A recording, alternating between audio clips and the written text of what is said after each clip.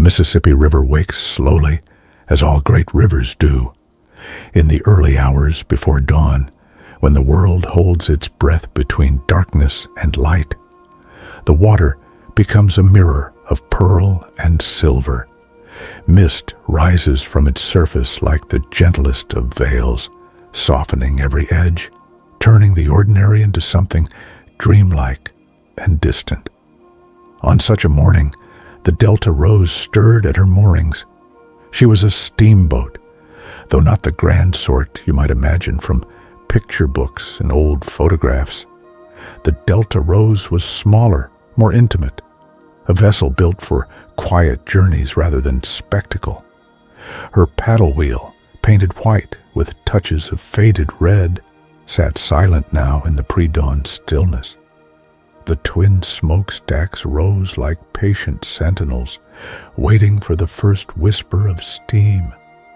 Along her rails, wooden deck chairs sat empty, arranged in companionable rows, as if invisible passengers might materialize at any moment to claim them.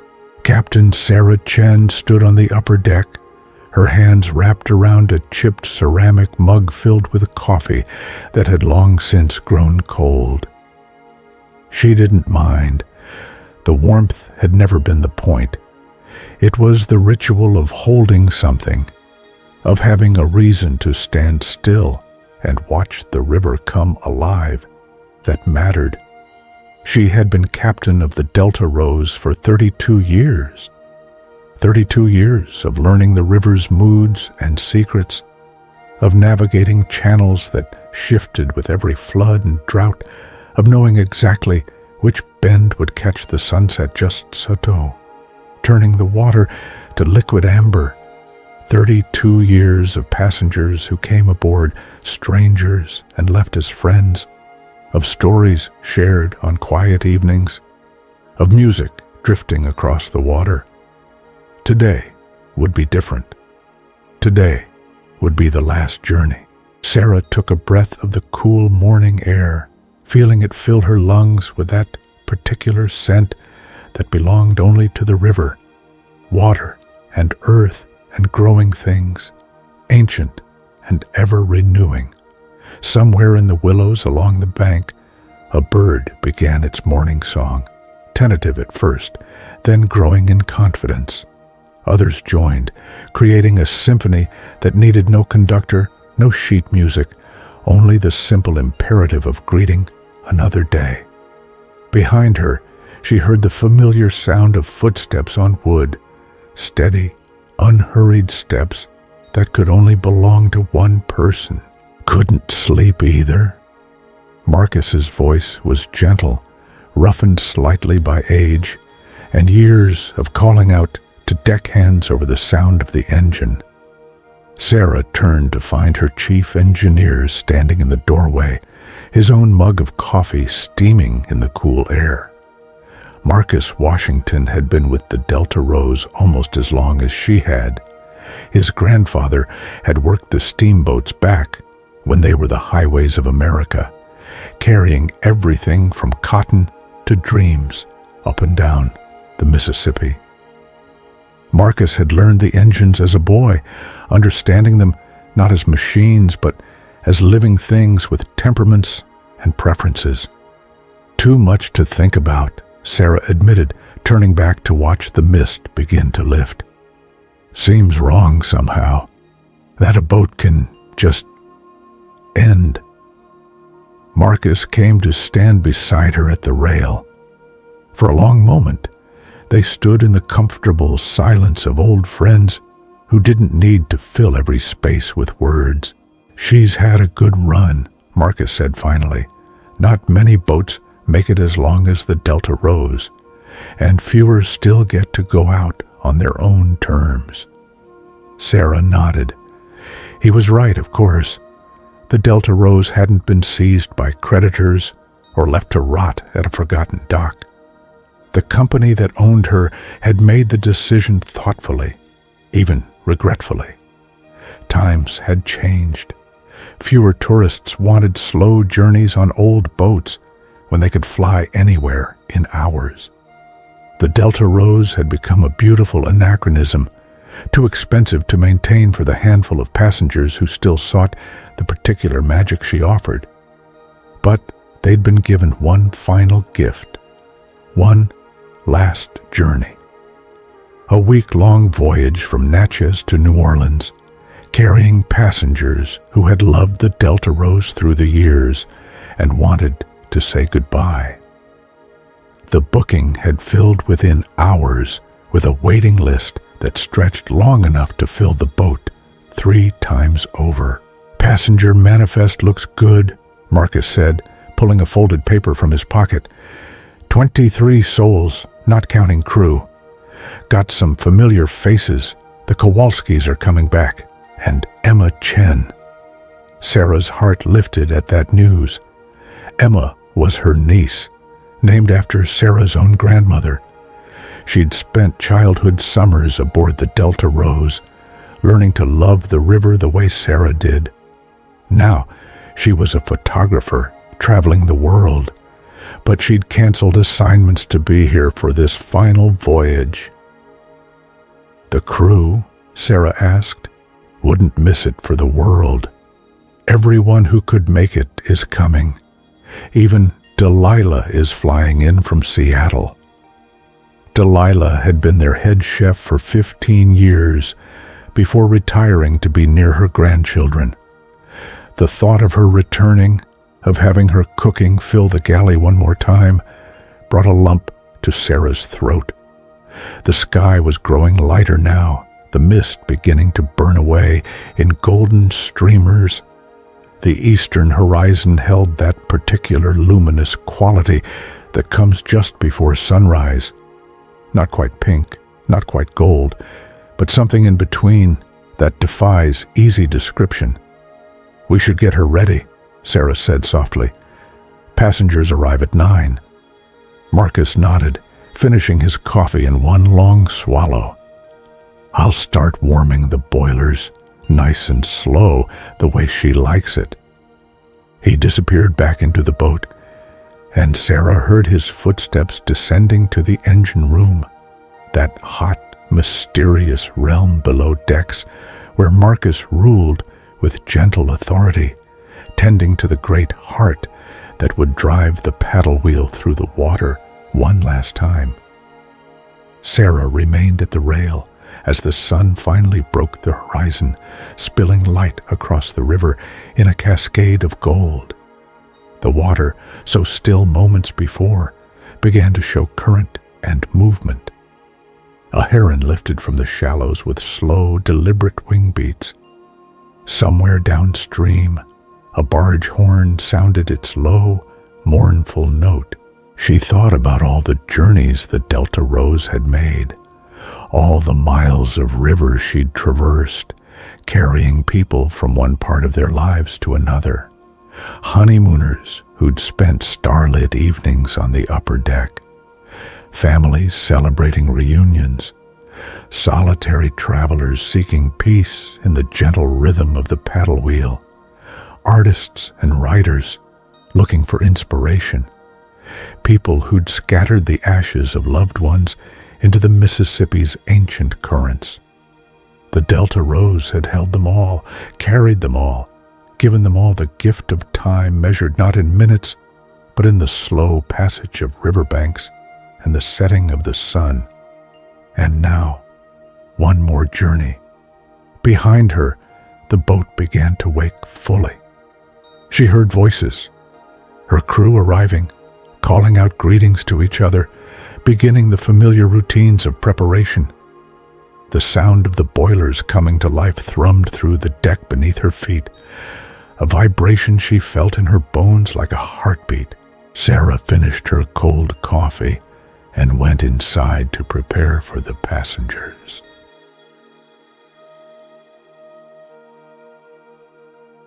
By 9 o'clock, the Delta Rose hummed with quiet activity. The decks had been scrubbed until they glowed honey gold in the morning light. Fresh flowers, simple wildflowers gathered from the riverbanks, adorned the dining room tables in mason jars.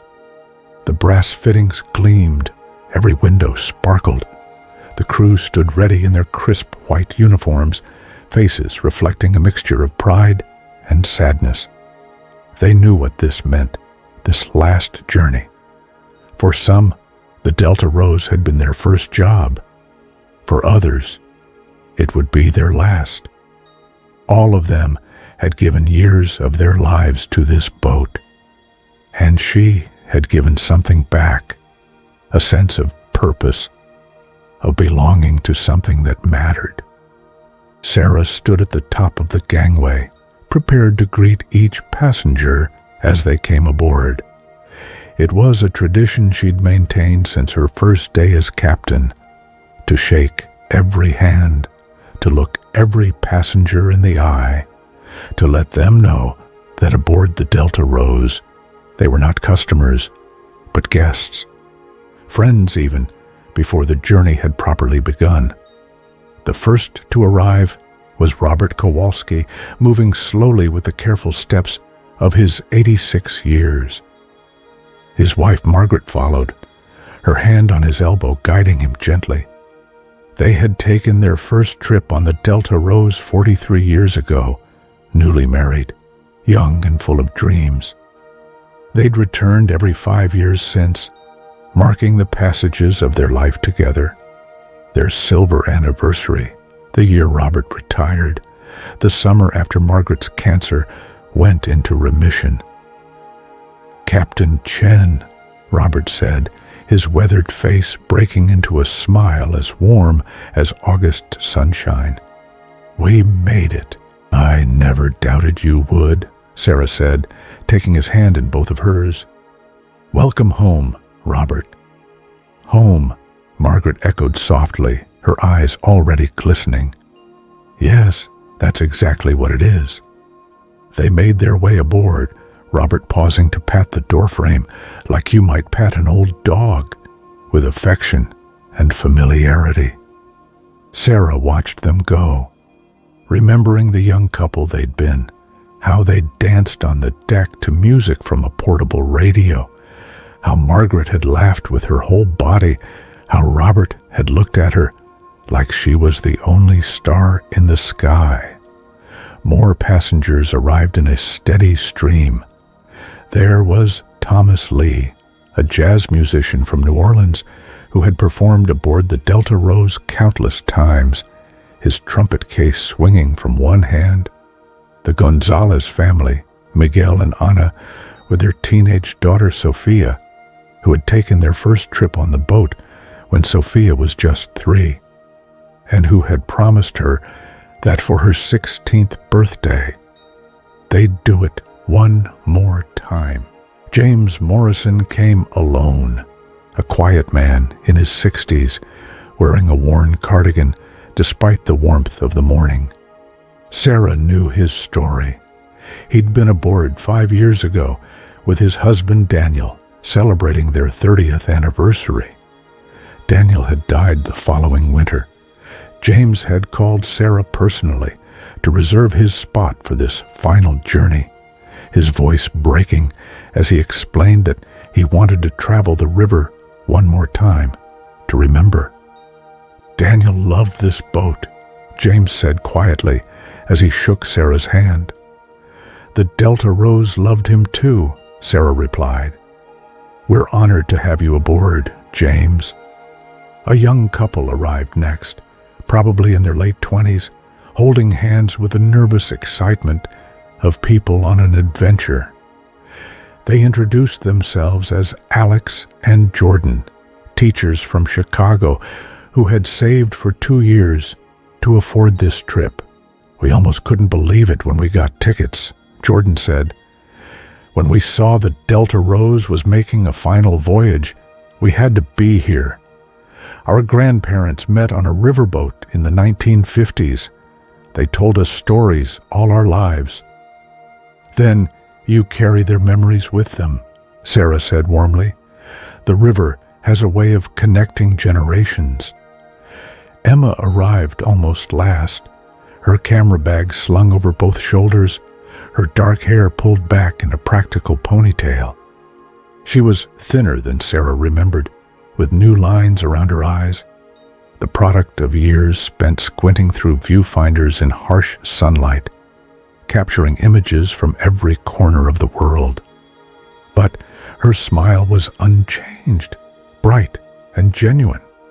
And when she hugged Sarah, she smelled like she always had, like photography developer chemicals and peppermint tea, and something indefinably Emma. "Aunt Sarah," she said, pulling back to look at the boat with undisguised emotion. "I can't believe this is really it." "Neither can I, sweetheart," Sarah admitted, "but I'm so glad you're here." "I brought 30 rolls of film," Emma said. "I'm going to document every single moment. The river deserves to remember the Delta Rose, and the Delta Rose deserves to be remembered." The last passenger arrived at 9:27, just as Sarah was beginning to think they might have a cancellation. He was a man in his 40s, black, with close-cropped hair, going silver at the temples, and the upright bearing of someone who'd spent time in the military. He carried a single duffel bag and moved with a quiet confidence. "Captain Chen," he said, extending his hand, "I'm William Grant. I know I'm cutting it close. My flight from Atlanta was delayed." "You made it. That's what matters," Sarah said, shaking his hand. "Welcome aboard, Mr. Grant. Please, call me Will." He paused, glancing around the deck with an expression Sarah couldn't quite read. My grandfather worked riverboats back in the day, before the Civil Rights Act, when that meant something different than it does now. He used to tell me stories, and I always wanted to. I don't know. See what he saw, I guess. Understand what it meant to him. The river has long memories, Sarah said gently. I think your grandfather would be proud that you're here. Will nodded, visibly moved, and made his way aboard. Sarah stood at the gangway a moment longer, looking at the dock that had been the Delta Rose's home for so many years. Other boats bobbed at nearby moorings, modern vessels, efficient and practical. Good boats, doing important work. But none of them were the Delta Rose. Marcus appeared at her elbow. All passengers accounted for, boilers at full pressure. We're ready when you are, Captain. Sarah took a deep breath, drawing in the river smell one more time before they departed. Cast-off lines, she called out, her voice carrying across the deck with the authority of 3 decades. Let's take her home. The crew sprang into practiced motion. Lines were released from cleats, coiled efficiently, pulled aboard. The gangway was raised and secured. Deep in the boat's belly, Marcus gave the signal to the engine room crew, and the great paddle wheel began to turn. Slowly, gracefully, the Delta Rose backed away from the dock. Passengers lined the rails, waving to the handful of people who'd come to see them off. Family members, friends, curious onlookers who'd heard about the final voyage. Thomas Lee raised his trumpet and played a few notes of When the Saints Go Marching In, sweet and clear across the water. Sarah climbed to the pilot house, that small enclosed space at the very top of the boat where she could see everything, the river ahead, the sky above, the banks on either side. The great wheel stood ready for her hands, smooth wood worn to silk by decades of palms before hers.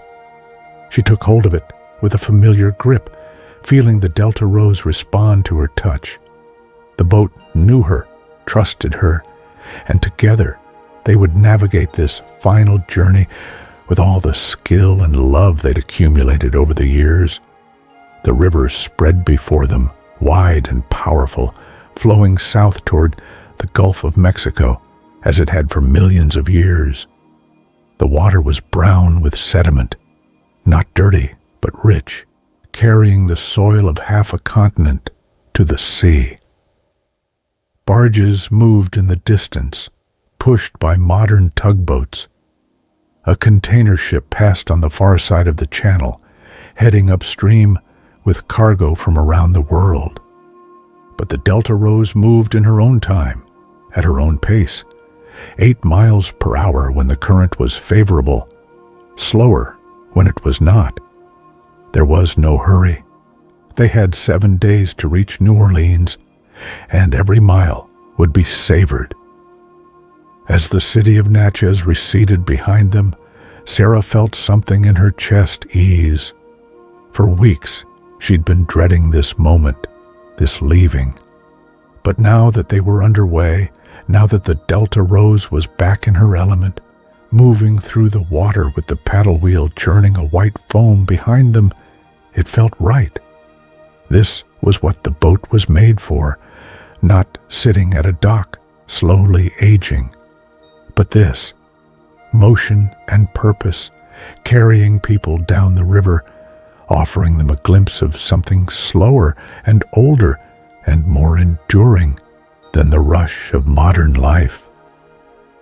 Emma appeared in the pilot house, camera in hand. "May I?" she asked, gesturing to the viewfinder. "Always," Sarah said. Emma began photographing, Sarah at the wheel, the view ahead, the instruments panel with its antique gauges. She worked quietly, thoughtfully, and Sarah let her, understanding that this was Emma's way of processing emotion. Through the lens, she could hold on to moments, preserve them, keep them from slipping away entirely. "Tell me about the river," Emma said after a while, lowering the camera. "Teach me the way you learned." So Sarah did. She pointed out landmarks along the banks, the old cotton warehouse that was now an artist's studio, the massive oak tree that had stood for 300 years, the stretch where the channel ran deep and swift. She explained how to read the water, how ripples and swirls indicated hidden sandbars, how the color could tell you about depth and current. "The river is always changing," Sarah said. "Every flood reshapes it. Every drought reveals new secrets. You can never step in the same river twice. That's not just philosophy, it's navigation. The charts help, but mainly you learn to see it, to understand it, like you'd understand the face of someone you love." "And you do," Emma said softly. "Love it. More than I knew how to say," Sarah admitted. "Until now, maybe. Until having to leave it." They stood together in companionable silence, watching the river flow past as the Delta Rose carried them gently into the heart of the journey. By late morning, life aboard the Delta Rose had settled into the timeless rhythm that Sarah knew so well. The boat moved downriver with the steady, hypnotic turn of the paddle wheel, a sound that became almost invisible after a while, a heartbeat you stopped consciously hearing, but would miss the instant it stopped. Passengers found their favorite spots. Robert and Margaret Kowalski claimed the same chairs they'd always taken, positioned on the port side, where they could watch the western bank slide by. Robert sat with his eyes half closed, not sleeping, but deeply at peace, while Margaret worked on her needlepoint, a river scene she'd been slowly creating for months in anticipation of this trip. The Gonzalez family explored every corner of the boat, with Sophia taking photographs on her phone, narrating each shot for her future self. "This is where we had breakfast my first trip," she told the camera. "I had pancakes shaped like the boat. I thought it was magic." James Morrison found a quiet corner in the upper deck salon with a leather journal and a fountain pen. He wrote in flowing script, pausing occasionally to look out at the water, his expression distant and tender. Sarah suspected he was writing to Daniel, continuing a conversation that death had interrupted, but not ended. Alex and Jordan, the young teachers, stood at the bow rail like figureheads, faces turned into the breeze, utterly content with each other and the moment. They spoke little, simply held hands and watched the world slide past at 8 miles per hour. Thomas Lee, the jazz musician, had found a shady spot on the lower deck and was playing his trumpet, not loudly, but gently, improvising melodies that seemed to rise from the river itself. Other passengers drifted closer to listen, drawn by music that somehow fit the moment perfectly. Will Grant moved through the boat with a careful attention, his hand trailing along rails, touching door frames, as if he were trying to absorb the Delta Rose through his fingertips. Sarah watched him pause at a photograph on the wall, a black and white image from the 1940s showing the boat's crew. He stared at it for a long time. Sarah found him there during her midday rounds. "Do you know any of them?" she asked gently. Will pointed to a young man in the back row, tall and serious-looking. "I think that might be my grandfather, Isaiah Grant. The timing is right, and there's something about the eyes." "Isaiah Grant," Sarah repeated. She'd learned the history of the boat thoroughly when she became captain, but that was 30 years ago. "I don't remember the name, but I can check the old crew logs. We have them in storage, going back to the boat's beginning." "Would you?" Will's face lit with hope. "That would mean the world to me." "Come with me," Sarah said, and led him to a small room behind the pilot house that served as her office. Filing cabinets lined one wall, filled with decades of paperwork, maintenance records, passenger logs, crew rosters, supply orders, the accumulated minutiae of the Delta Rose's long life. She pulled open a drawer marked 1940-1949 and extracted a leather-bound ledger. The pages had yellowed, and the ink had faded to sepia, but the handwriting was still clear, precise, careful script recording names and positions and dates of service. Will turned pages with reverent fingers until he found it. Grant, Isaiah, engineer's assistant, hired March 15th, 1944. "There," he breathed. "There he is." Sarah looked over his shoulder and saw additional notations in the margins, marks indicating excellent service, a commendation for quick thinking during a mechanical emergency, notes about his promotion to full engineer by 1946. "He was good at his job," Sarah said. "That's high praise in these logs. The river doesn't suffer fools, and neither did boat captains back then." "He never talked much about the work itself," Will said slowly. "Only about the river, how it made him feel free, even when nothing else in his life did. This was during Jim Crow, you understand. He couldn't drink from certain fountains, couldn't sit in certain seats. But on the river, he said, all that fell away. The river didn't care about the color of his skin. Neither did the boat, really. The Delta Rose needed him to keep her engines running, and that made him somebody who mattered." Sarah felt the weight of history in those words. She'd read enough to understand what her boat had been during those years. A complicated place where black workers did crucial work, but often ate in separate spaces, slept in different quarters. The river might not have cared about skin color, but the humans on it certainly did. "The Delta Rose has carried a lot of history," she said quietly. "Not all of it easy or good, but people like your grandfather, they're part of why she matters, why she deserves to be remembered. Will nodded, still looking at the ledger. Would it be possible to photograph this page? Of course. Take all the time you need. Sarah left him there, surrounded by history, connecting with an ancestor across 70 years through the bridge of this old boat. She made her way down to the galley, where Delilah Washington, Marcus's wife, and the Delta Rose's legendary chef presided over her domain with the authority of a general.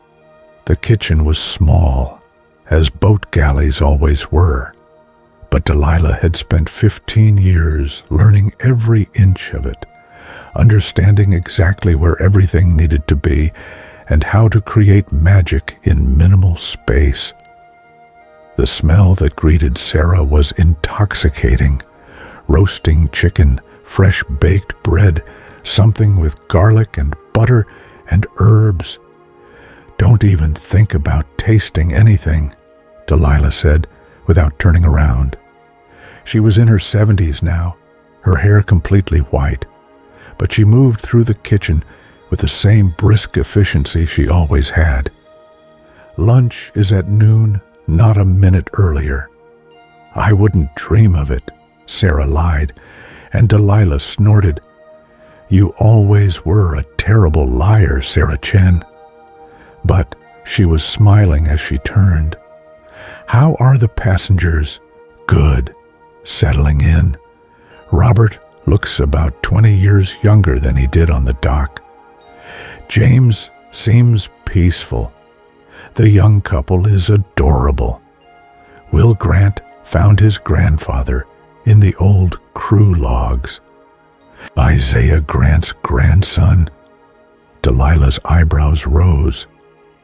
Now, there's a name I haven't heard in years. My father talked about Isaiah, said he was one of the finest engineers the Delta Rose ever had, said he could diagnose engine trouble by listening to the rhythm change. Almost supernatural, the way he understood machines. Will said his grandfather felt free on the river. Delilah was quiet for a moment, stirring a pot with slow, thoughtful movements. I can understand that, she said finally. There's something about being on the water, away from land and all its rules and nonsense. Out here, you're just people sharing a journey. That mattered more back then, but it still matters now. She ladled out a taste of what she was making, a soup, rich and complex, with layers of flavor that revealed themselves slowly. Good Lord, Delilah, Sarah said. How did I ever let you retire? By being a decent human being who understood that I wanted to watch my grandchildren grow up, Delilah replied tartly. But she was pleased, Sarah could tell. The lunch bell rang at precisely noon, and passengers gathered in the dining room, a modest space with windows on 3 sides and tables covered in white cloths. The formality was intentional, a callback to earlier eras when dining was an event, not something to be rushed through while staring at a phone. Delilah had outdone herself. The meal began with her soup. She called it river bisque, though the recipe was her own invention, combining fresh crawfish with vegetables and cream and spices that Sarah couldn't begin to identify.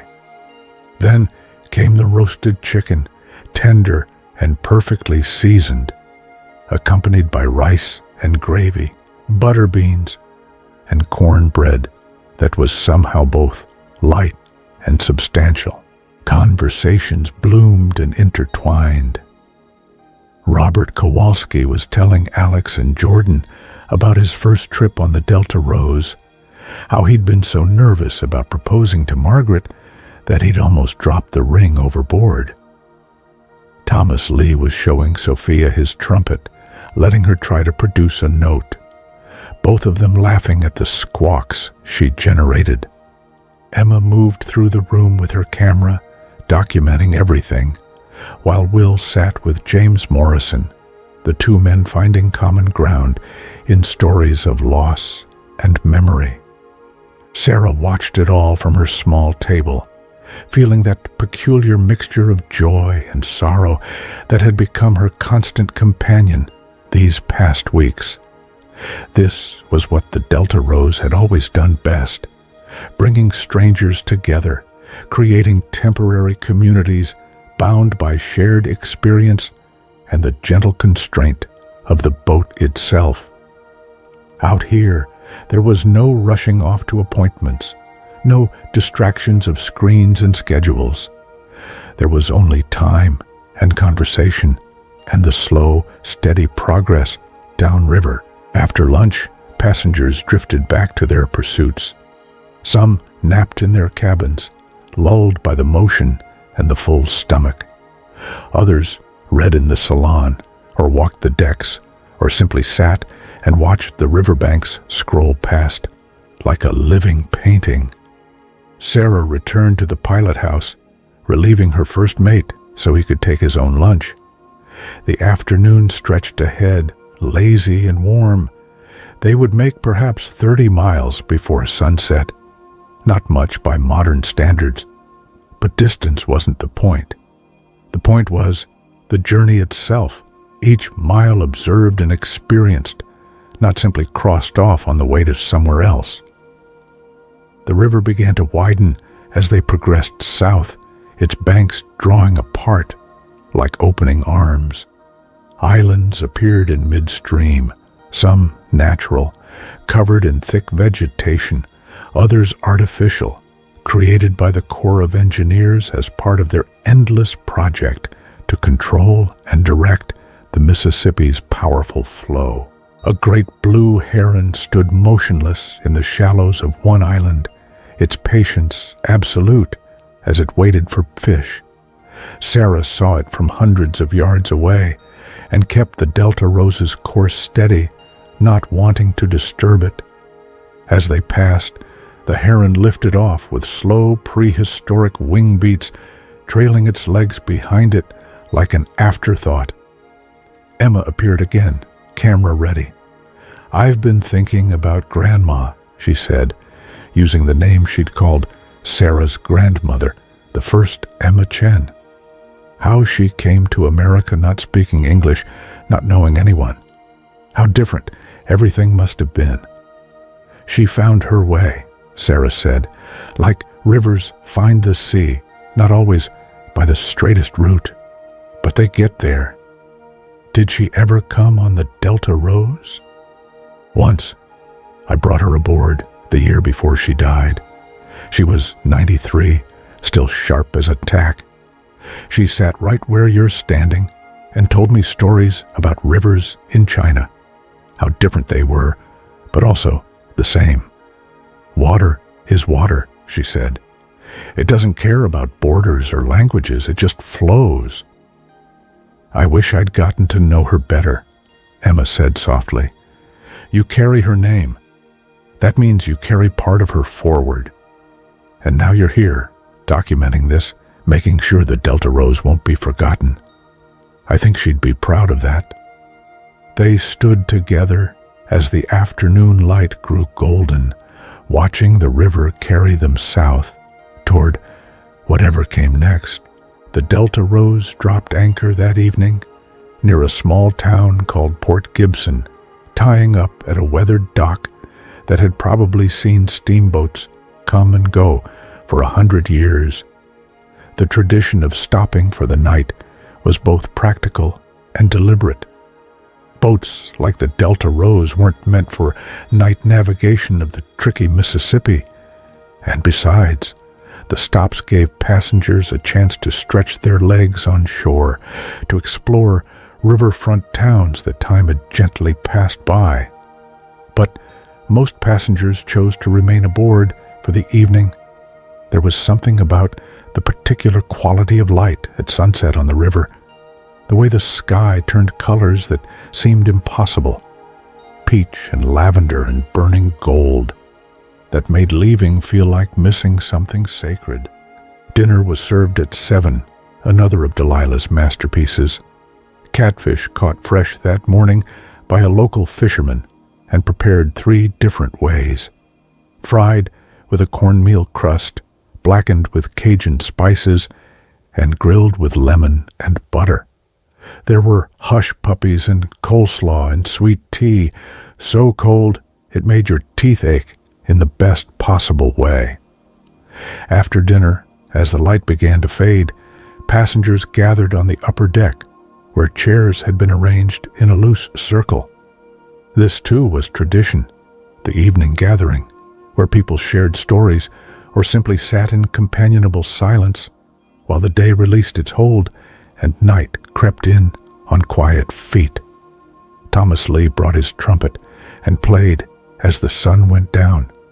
Not jazz this time, but blues, those deep, sorrowful notes that somehow made you feel both sad and comforted at once. The music drifted across the water, and lights began to appear along the shore as houses turned on their lamps against the gathering darkness. When Thomas finished his song, the silence that followed was profound.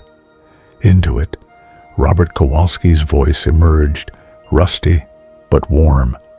The first time Margaret and I came aboard the Delta Rose, I was terrified, he said. Not of the boat or the river. I was terrified of marriage. Terrified I wasn't good enough, wasn't ready, would somehow fail at being a husband. You were 24 years old, Margaret said, her hand finding his in the dimness. We were both babies. We stood right here on this deck, watching the sun go down just like this, Robert continued. And the captain back then, what was his name? Captain Morrison, Sarah supplied. James Morrison's father, actually. She gestured to James, who nodded acknowledgement. Captain Morrison came and stood with us, Robert said, and he told us something I've never forgotten. He said, "Marriage is like the river. It will have calm stretches and rough water, times when the current runs with you and times when you have to work against it. But if you remember you're in the same boat, traveling together, you'll be fine." We've been in the same boat for 43 years, Margaret said softly. And he was right. My father loved this river, James Morrison spoke up. His voice was quiet but carried in the still air. He captained the Delta Rose for 30 years before Captain Chen took over. I grew up on this boat, spent my summers aboard, while other kids were at camp or the beach. I thought I was missing out back then. Now I know better.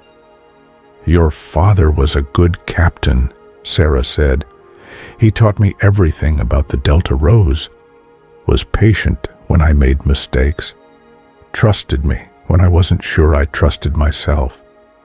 He would have been heartbroken to see this be the last voyage, James said, but also glad, I think, that she's going out this way, with honor, with people who love her. My grandfather never got to be captain, Will Grant said, speaking up for the first time in the group. Back in his day, that wasn't possible for a black man on a Mississippi riverboat, but Captain Chen found his records today. He was an engineer, a good one. He loved this boat and this river. The river's seen a lot of history, Marcus said from his spot at the edge of the circle. Not all of it good. My own grandfather worked these boats too, back in the Jim Crow days. Told me stories about how things were. The separate everything, the insults, the casual cruelty.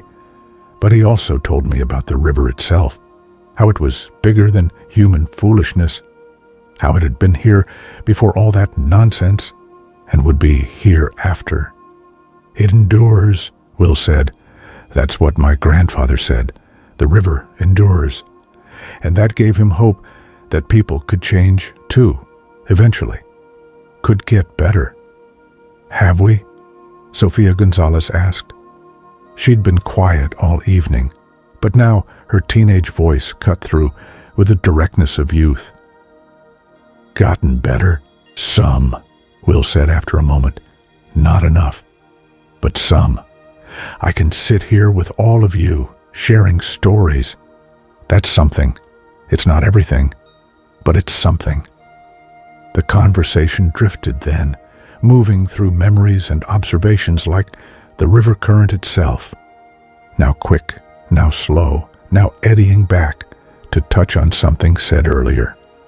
Alex and Jordan talked about their students, the challenges of teaching in an age of distractions, the joy when a concept suddenly clicked and you could see understanding light up a young face.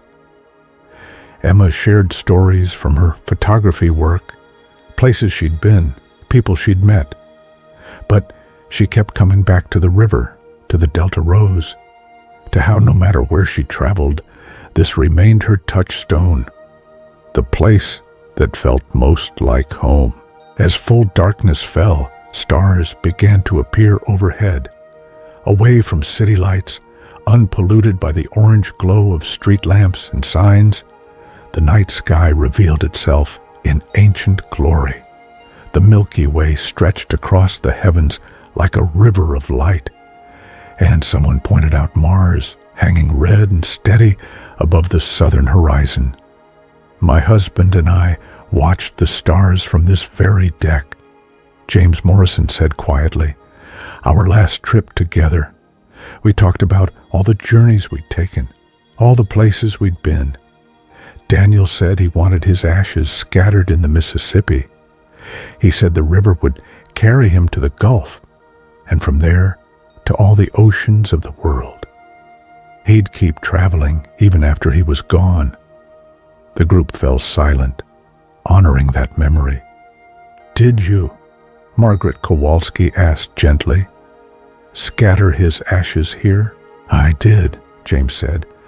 "From the New Orleans dock at the end of that trip. It was raining, one of those sudden summer storms the Gulf sends up. I stood in the rain and let the ashes fall into the water, and I swear I felt him smile. He always loved the rain." Margaret reached across the circle and squeezed James's hand. No words were needed. The night deepened around them. Somewhere on shore, a dog barked. Crickets sang their endless summer song. The river lapped gently against the hull of the Delta Rose, a rhythm older than memory. One by one, passengers began to drift off to their cabins, exhausted by fresh air and emotion and the particular weariness that comes from a day spent truly present, paying attention to every moment. They said their good nights quietly, reluctant to break the spell of the evening with loud voices. Sarah remained on deck after everyone had gone, standing at the rail and looking out at the dark water. Marcus joined her, as she'd known he would. "First day," he said simply. "6 more to go," Sarah replied. "You doing okay?" Sarah considered the question. "I thought it would be harder, saying goodbye, but being out here with these people, hearing their stories, it feels right, like the Delta Rose is getting the farewell she deserves." "She is," Marcus agreed, "and so are you." Sarah looked at him sharply. "What do you mean?" "You've been the heart of this boat for 30 years, Marcus said. "You and the Delta Rose, you're connected. When she stops, you stop. That's not easy." "I don't know who I am without her," Sarah admitted, the words coming out before she could stop them. "Without this boat, this river, this life." "You're Sarah Chen," Marcus said firmly, "and you'll figure out what comes next, same as the rest of us. But right now, tonight, you're the captain of the Delta Rose on her final voyage. That's enough." He was right, of course. Sarah took a deep breath and nodded. "Get some sleep," Marcus said. "Tomorrow, the river continues." Sarah made her way to her cabin, a small room behind the pilot house that had been her home for 3 decades. The bed was narrow, the furnishings simple, but she'd never needed more. Through the porthole she could see stars reflected in the dark water. She fell asleep to the gentle rocking of the boat, dreaming of rivers that flowed forever. Dawn came softly to the river, announced first by the birds, mockingbirds and cardinals, and the harsh cry of a heron taking flight. Sarah woke, as she always did, without an alarm, her body attuned to the rhythms of the boat and the subtle changes in light that preceded sunrise.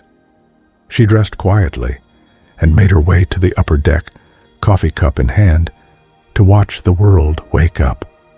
The sky was the color of a pearl, luminous and tender, with wisps of fog still clinging to the water's surface. The town of Port Gibson was barely visible through the mist. A church steeple, a few rooftops, the vague shapes of buildings along the waterfront. The Delta Rose had been quiet all night, resting at her moorings, but now Sarah could feel her beginning to stir. Below decks, Marcus would already be in the engine room, checking pressures and temperatures, talking to the boilers the way other people talk to pets or plants. The galley would be warming up, Delilah starting preparations for breakfast. "Mind if I join you?" Sarah turned to find Emma, also carrying coffee, her hair still damp from a shower. She had dark circles under her eyes, but looked peaceful, settled in a way she hadn't when she'd first arrived. "Please," Sarah said, gesturing to the chair beside her. They sat in comfortable silence for a while, watching the fog lift in ragged curtains, revealing more of the river with each passing minute. "I couldn't sleep much," Emma finally said. "Kept thinking about all the mornings I woke up on this boat as a kid, how magical it felt, how the whole world seemed full of possibility." "And now?" Sarah asked gently. Emma was quiet, considering. "Now it feels precious, fragile, like something that could disappear if I don't pay attention. Is that what getting older is? Losing that sense of endless possibility and gaining instead an awareness of how temporary everything is?" "Maybe," Sarah said. "Or maybe it's learning to hold both at once, the magic and the impermanence, the possibility and the ending." "That's very zen of you, Aunt Sarah." 30 years on a river will do that," Sarah said with a small smile. "Water doesn't hold on to anything. It just flows. You can learn a lot from watching it." The sun finally crested the eastern bank, spilling golden light across the water.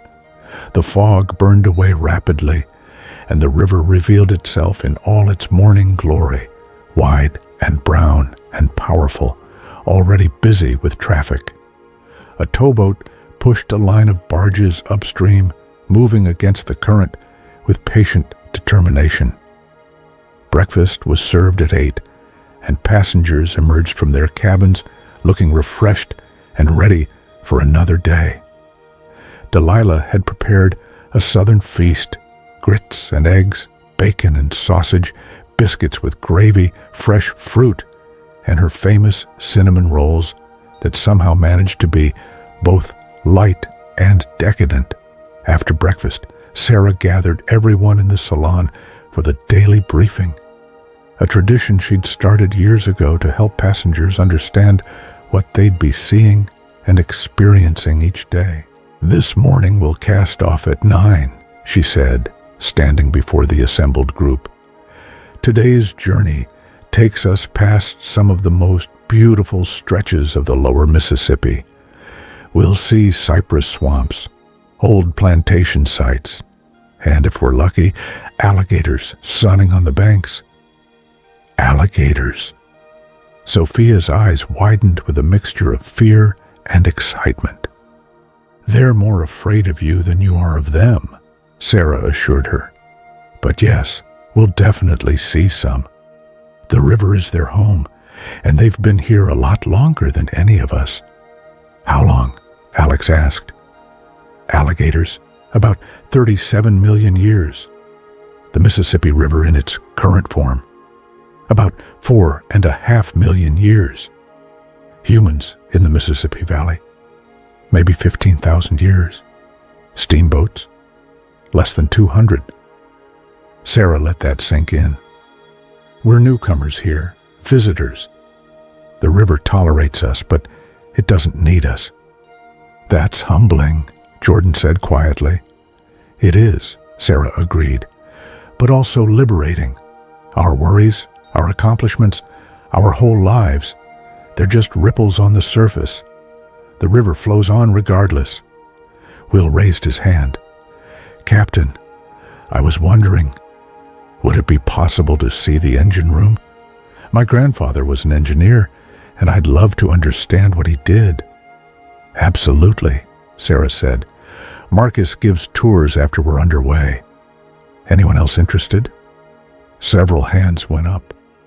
The engine room was one of the Delta Rosa's hidden wonders, a realm of brass and steel and controlled fire that most passengers never saw. At 9 o'clock precisely, lines were cast off, and the Delta Rose eased away from the dock.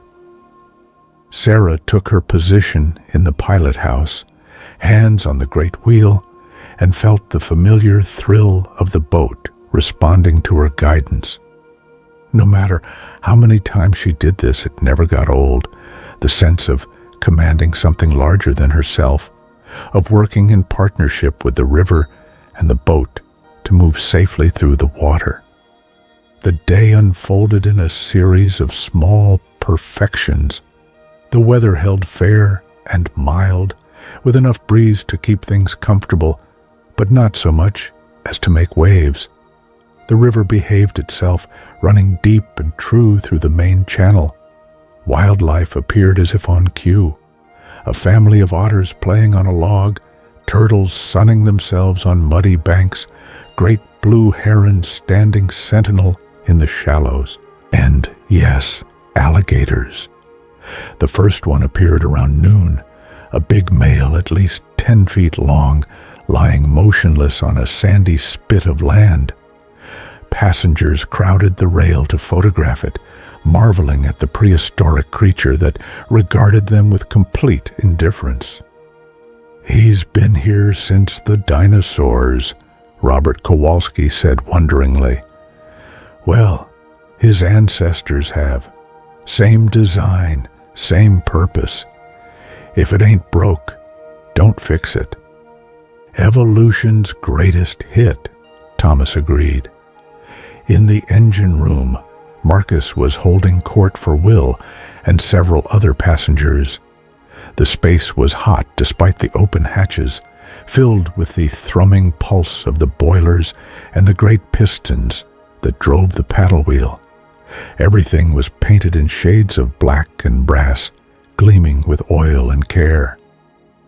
This is the heart of the boat, Marcus explained, raising his voice to be heard over the machinery.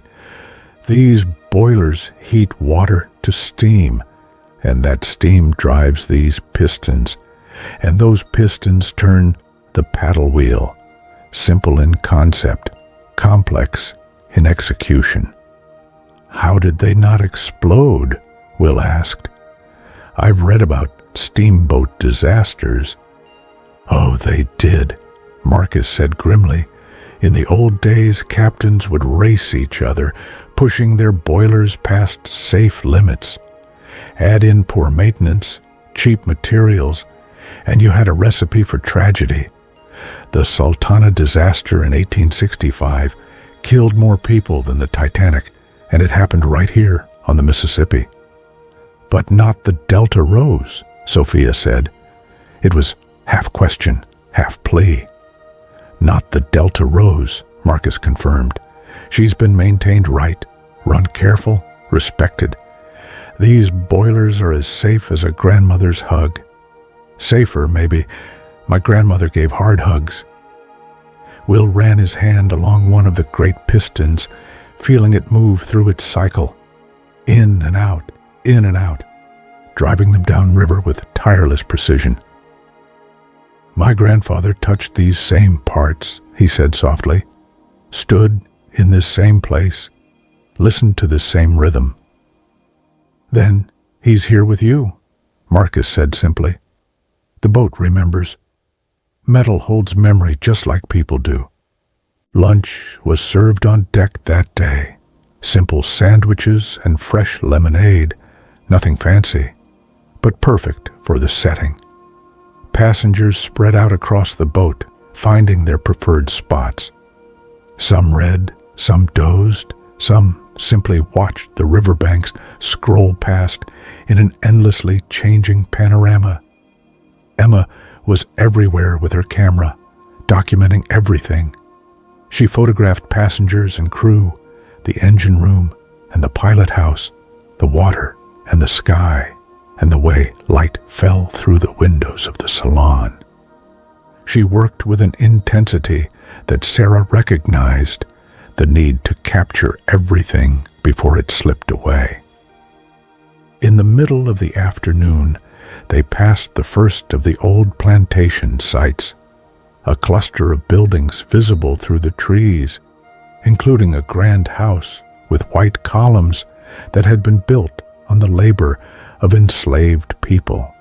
Sarah always felt complicated about these places, remnants of a brutal history that Americans were still grappling with.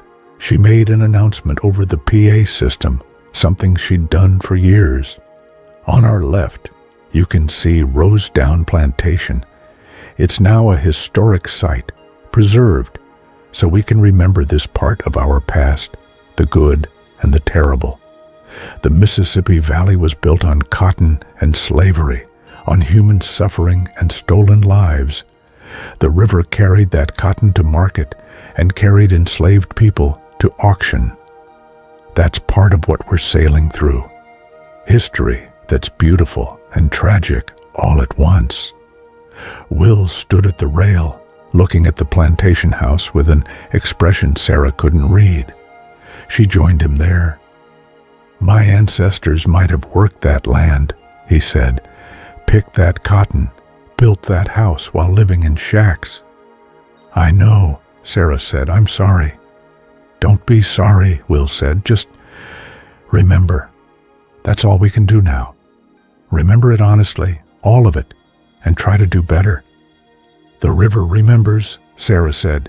It saw everything, bore witness to all of it. And keeps flowing, Will said. Maybe there's a lesson in that too. The afternoon stretched into evening, golden and warm. They anchored near a small town called St. Francisville. But again, most passengers chose to remain aboard.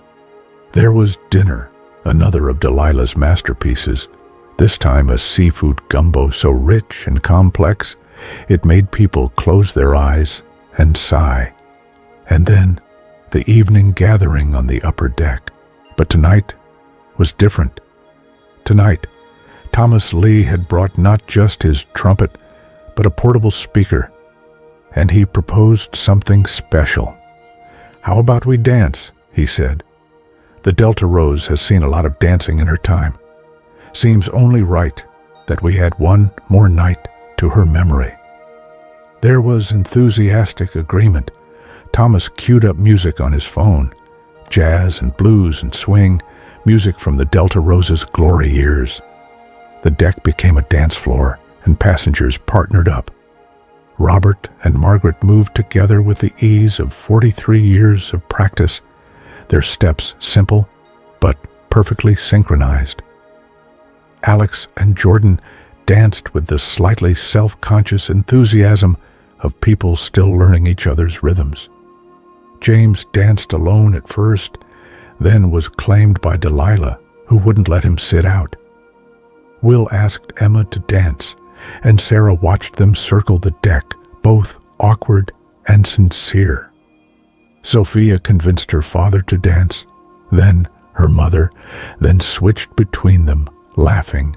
Even Sarah found herself pulled onto the floor by Marcus, who despite his 70-some years could still swing dance like a much younger man. "Where'd you learn to move like this?" Sarah asked, slightly breathless.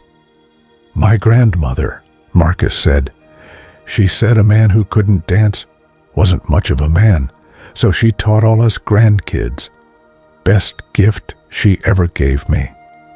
The music played on, and the Delta Rose rocked gently at her moorings, holding them all in her wooden embrace as the stars came out and the river flowed past, eternal and unhurried, carrying them all toward the sea. The third day dawned gray and soft, with low clouds that promised rain before evening. Sarah stood in the pilot house as the Delta Rose got underway, watching the river with the extra attention that weather demanded. Rain itself wasn't a problem. The boat had weathered plenty of storms, but reduced visibility meant navigating more carefully, being extra vigilant for debris in the water or changes in current that might indicate sandbars. The passengers seemed subdued this morning, as if they too felt the weight of the clouds. Breakfast was quieter than previous days, with less laughter and more introspective silence. Even the children, Sophia and a young boy traveling with his grandparents, seemed content to simply sit and watch the rain begin to fall. It started as a whisper, barely more than mist, then gradually intensified into a steady, gentle rain that pattered against the windows and drummed softly on the deck. The world contracted around them, the riverbanks becoming vague shapes in the gray, the water and sky merging into one continuous sweep of pewter. Sarah found it peaceful, this closing in. There was something womb-like about being on a boat in the rain, protected and enclosed, moving through a simplified world of water and mist. Emma appeared in the pilot house, camera in hand as always. "May I photograph you working?" she asked. "In this light, with the rain. It's beautiful." Sarah nodded, and Emma began to shoot, moving around the small space with practiced efficiency. Click, pause, click. The sound of the shutter became another kind of rain, capturing moments, freezing time. "Tell me about the river," Emma said while she worked. "What you see that other people don't?" Sarah considered the question, her hand steady on the wheel. "Most people look at the river and see water," she said slowly. "But that's like looking at a book and only seeing paper. The river is text, and if you learn to read it, it tells you everything. That ripple there," she pointed, "that's a sandbar just below the surface. The color change over there means deeper water. The way the current swirls near that point indicates an underwater obstacle, probably a fallen tree." "It's like another language," Emma said. "Exactly. And like any language, it changes. Floods rewrite entire sentences, droughts reveal words that were hidden. You have to keep learning, keep paying attention. The river doesn't stay still." "Nothing stays still," Emma said softly. "That's what I'm learning from this trip. Everything flows, everything changes, even the Delta Rose." They were quiet for a moment, listening to the rain and the steady thrum of the engine. "I'm scared," Emma admitted, "about what comes after this voyage ends. I've spent my adult life traveling, photographing, never staying in one place. But I'm tired, Aunt Sarah. I want to land somewhere, but I don't know where or how." "The river always finds the sea," Sarah said. "Sometimes by unexpected routes, but it gets there, You will too. How do you know? Because you're asking the question. That's the first step, acknowledging that you want something different. The rest unfolds from there. By lunchtime, the rain had intensified into a proper storm, with thunder rumbling in the distance and occasional flashes of lightning. Sarah made the decision to anchor early, finding a protected cove where they could wait out the worst of it safely. Passengers gathered in the salon, drawn together by the weather. Someone found a deck of cards and started a game. Others read or worked on puzzles. The young boy discovered a collection of old board games in a cabinet and convinced his grandfather to play. But the mood wasn't anxious or frustrated. If anything, people seemed to appreciate the enforced slowness, the way the storm made it impossible to do anything but be present, be patient, be still. Will sought out Sarah in the late afternoon. He'd been spending time with the crew logs she'd given him access to, piecing together his grandfather's story. "I found something," he said, showing her a page from 1946, a notation about an incident. "A passenger fell overboard near Natchez, and my grandfather dove in to save them. He nearly drowned doing it, but he got the person to safety. The captain commended him, but there's this note at the bottom." He pointed to a scrawled line.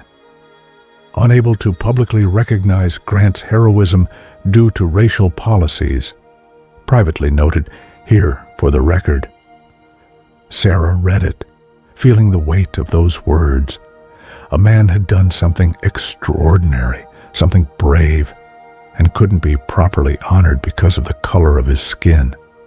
"That's not right," she said. "No," Will agreed. "But at least someone wrote it down. At least it wasn't forgotten completely." "What was your grandfather like?" Sarah asked. "Besides brave?" Will smiled, the first full smile she'd seen from him. Quiet, thoughtful. He loved working with his hands. After he left the boats, he became a mechanic, fixed cars. Said it was the same principle as engines on a boat, just smaller. He taught me how to change oil, replace brake pads, all of it. We'd spend Saturdays in his garage, and he'd tell me stories about the river. Did he ever regret leaving? I don't think so. He said the river gave him something important, a sense of his own competence, his own worth. Once he had that, he could carry it anywhere. But he always missed it, I think. The river, the boats, the feeling of being part of something larger than himself. "That's why you're here," Sarah said gently, "to complete his journey in a way." "Maybe," Will said, "or to understand it, to say thank you on his behalf to the Delta Rose for what she gave him." The storm passed through by early evening, leaving the world washed clean and smelling of rain and earth. The clouds broke apart, and shafts of golden sunlight pierced through, illuminating the wet landscape in theatrical beauty. Dinner that night felt celebratory, as if they'd all survived something together. Delilah had prepared comfort food, meatloaf and mashed potatoes and green beans, simple and perfect. For dessert, there was bread pudding with whiskey sauce, rich and sweet and utterly satisfying. After dinner, as had become their custom, people gathered on the upper deck. But tonight, James Morrison brought out a guitar that Sarah hadn't known he possessed. "Daniel played," he explained, his fingers finding chords with obvious practice. "He taught me, said music was the language of the heart, and we should always have a way to speak it. He began to play old folk songs and blues, music that had been born on rivers and in fields, songs about longing and loss and hope. His voice was rough but true, and one by one, others joined in on the choruses, creating harmonies that rose into the clear night air. Thomas added his trumpet to certain songs, improvising counter-melodies that wove through the guitar chords like water through reeds. The music wasn't polished or professional, but it was real, and it filled the night with something that felt like grace. When James played Shenandoah, that ancient ballad of rivers and leaving, Margaret Kowalski began to cry softly. Robert held her close, and she whispered, "This boat, these people, I don't want it to end." "I know," Robert murmured back. "I know, my love. But we're here now. That's what matters." The music continued late into the night, and when people finally began to drift off to their cabins, they moved slowly, reluctantly, wanting to hold on to the magic for just a little longer. Sarah was the last to leave the deck, as always. She stood at the rail, looking up at the stars that had emerged in the wake of the storm, brilliant and countless, the same stars that had guided boats on this river for centuries. Marcus found her there, predictable as the sunrise. "Good day?" he asked. "Beautiful day," Sarah replied, "even with the storm, maybe especially because of it. 3 days down, 4 to go. Don't remind me. Can't hide from it, Sarah. You taught me that yourself.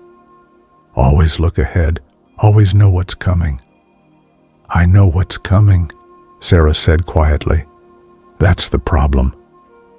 Marcus put a hand on her shoulder, solid and warm. "You'll be okay. We all will. The Delta Rose is teaching us how to say goodbye. That's her final gift." Sarah nodded, not trusting her voice. They stood together in the darkness, two old friends on an old boat, as the river flowed past and the stars wheeled overhead in their eternal dance. The fourth morning brought the kind of weather that made you understand why people wrote poems about rivers. Air so clear it seemed you could see for miles. Water that reflected the sky like polished glass, and a quality of light that made everything appear slightly magical, as if the ordinary world had been temporarily transformed into something more.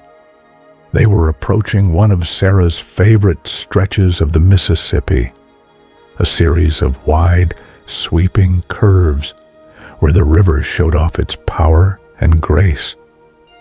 Here, the banks were lined with ancient cypress trees standing knee-deep in water, their branches draped with Spanish moss that swayed gently in the breeze like beaded curtains. Emma was up early again, already shooting, trying to capture that particular quality of morning light that would be gone in an hour. "The light is different every day," she said to Sarah. "I never noticed before. I mean, I knew it intellectually as a photographer, but really seeing it, feeling it change hour by hour, it's humbling."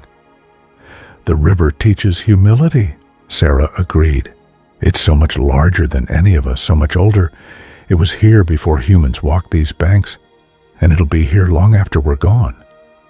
"Does that comfort you or frighten you?" Emma asked. Sarah considered. "Both, and neither. It just is. The river doesn't care about our feelings about it. That's strangely freeing." At breakfast, Robert Kowalski made an announcement to the assembled passengers. "Margaret and I have been talking," he said, his voice carrying despite its quaver. "This is our 9th trip on the Delta Rose, 9 times over 43 years. And we realized something. Every time we've come aboard, we've been different people. Newlyweds, then young parents, then middle-aged, then old. The boat has been constant, but we we've changed." "Where are you going with this, dear?" Margaret asked gently. "I'm going to the point, woman.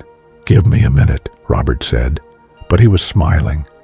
"The point is, the Delta Rose has been like a touchstone for us, a place we could come back to and measure ourselves against, see how we'd grown or changed or stayed the same. And we wanted to say thank you to Captain Chen, to Marcus and Delilah, to the boat herself. Thank you for being here, for holding us, for giving us a place to return to." There was a moment of silence, and then spontaneous applause. Robert looked embarrassed, but pleased, and Margaret kissed his cheek. "That's what I've been trying to photograph," Emma said quietly to Sarah. "That feeling, that sense of being held by something larger and more enduring than ourselves." The day unfolded in a series of small wonders. They passed a family of beavers working on a dam near the shore, industrious and focused. A bald eagle perched in a dead tree, surveying its domain with regal indifference. A pod of river dolphins, yes, they existed here, remnants from when the sea reached further inland, surfaced near the boat, their sleek gray backs breaking the water in graceful arcs. Sophia, the teenage girl, spent most of the morning at the bow with her camera, recording everything. She'd developed an easy friendship with Emma, following her around and asking questions about photography, about travel, about life. "How did you know what you wanted to do?" Sophia asked as they stood together on the deck. "Like, as a career? Everyone keeps asking me what I want to be, and I have no idea." Emma lowered her camera, considering the question seriously. "I don't think I ever knew exactly," she said. "I just kept following what interested me, what made me curious. I took a photography class in college because I needed an art credit. I was terrible at it at first, really awful. But something about it captured me. The way you could freeze a moment, hold on to something that would otherwise disappear. I kept practicing, kept learning, and eventually it became who I was." "So you just stumbled into it?" "More like I followed a path that appeared beneath my feet as I walked. You can't see the whole trail from the beginning, Sophia. You just have to take the next step and then the next one. Trust that the path will reveal itself." "That sounds scary," Sophia admitted. "It is," Emma agreed, "but also exciting. Your life isn't something you figure out all at once. It's something you discover gradually, day by day." Will Grant spent the morning in the engine room with Marcus, learning the systems, understanding how it all worked together. Marcus was patient, explaining each component, each process, clearly pleased to have someone genuinely interested in the mechanics. "Your grandfather would have stood right here," Marcus said, pointing to a specific spot near the main boiler. "This was the junior engineer's station. You monitor these gauges, listen to the rhythm of the pistons, watch for any changes that might indicate problems." Will stood in the spot, closing his eyes, trying to feel some connection across time. The heat from the boilers, the throb of the engine, the smell of oil and steam. His grandfather had experienced all of this, had stood in this exact place thousands of times. "I feel him," Will said softly. "Is that crazy?" "Not even a little bit," Marcus said. "The boat remembers. Your grandfather's hands touched these same valves, listened to these same sounds. Some of his presence remains, absorbed into the metal and wood. It's real." Lunch was served on deck again, sandwiches and fruit and sweet tea. The weather was so perfect that no one wanted to be inside. Passengers found spots in the shade and ate slowly, enjoying the way the boat rocked gently in the current. In the early afternoon, they reached what Sarah called the Big Bend, a place where the river curved back on itself so dramatically that you could almost see where you'd been an hour before. The channel ran narrow and swift here, requiring careful navigation, and Sarah gave her full attention to the wheel. Emma stood beside her in the pilot house, camera forgotten for once, just watching. "This is what you'll miss most," Emma said. "Isn't it? This, being in control, being responsible, being connected to the river through the boat." "Yes," Sarah admitted. "I'm not just going to miss the Delta Rose. I'm going to miss being Captain Chen. That's been my identity for 3 decades. Without it," she trailed off. "Without it, you're still Sarah Chen," Emma said firmly. "You're still the woman who taught me about patience and attention, who showed me that slow doesn't mean boring, that paying attention is an act of love. That's not going to disappear when you leave this boat." "I hope you're right." "I am," Emma said. "I'm photographing you, not just as a captain, but as my aunt, as the woman who matters to me. And that woman exists independent of any boat or title." Sarah felt tears prick her eyes, but didn't let them fall. There would be time for tears later. Right now, she had a boat to navigate through a tricky channel, and that required all her attention. They made it through the Big Bend without incident, and as the river widened again, Sarah felt herself relax. The afternoon stretched ahead, warm and golden. Dinner that evening was special. Delilah had somehow managed to prepare a traditional Vietnamese meal in honor of Sarah's heritage. There was pho with fresh herbs, spring rolls with peanut sauce, and caramelized pork that melted on the tongue. "How did you?" Sarah asked, genuinely amazed. "You think I haven't learned a few things working with you all these years?" Delilah said, pleased with herself. "Your grandmother's recipes. I had her write them down before she passed. Thought they might come in handy someday." Sarah was moved beyond words. She ate slowly, savoring each bite, remembering her grandmother's kitchen, the smells and sounds of her childhood. After dinner, the evening gathering had a different quality. People were more subdued, perhaps beginning to feel the approaching end of the journey. They sat closer together, as if unconsciously seeking comfort in proximity. James brought his guitar again and played quietly. Thomas added soft trumpet notes. But mostly, people just sat and listened to the river sounds, the lap of water against the hull, the distant cry of night birds, the rustle of wind in the trees along the bank. 4 days we've been traveling, Margaret said into the comfortable silence, and it feels like no time at all, and like a lifetime, all at once. That's river time, Robert said, different from regular time, slower, deeper. I wish I could bottle it, Sophia said wistfully. Take it home with me. Pull it out whenever life gets too fast and crazy. You can, in a way, Emma said. You remember it. You let it change how you see things. That's what I'm trying to do with these photographs. Not just capture what we're seeing, but how it feels, so that years from now, looking at them, we can remember this piece. Will it be enough? James asked quietly. Memories? They'll have to be, Sarah said. That's all we ever really have.